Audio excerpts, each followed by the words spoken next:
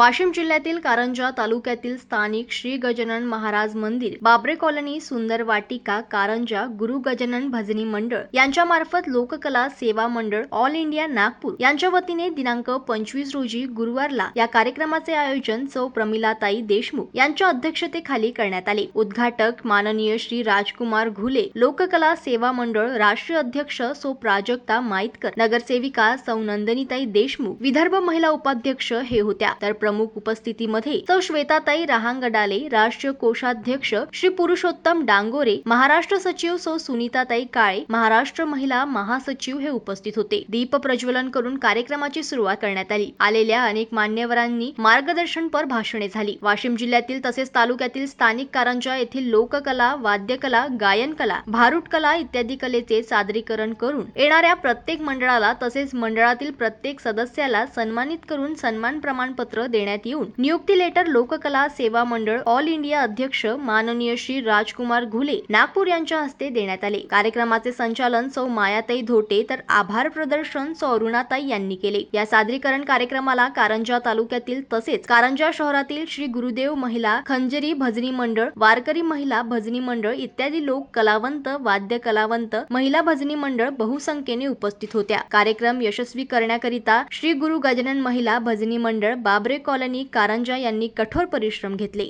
जनमत live news साठी वाशिम मधून ज्ञानेश्वर वरघट यांची रिपोर्ट।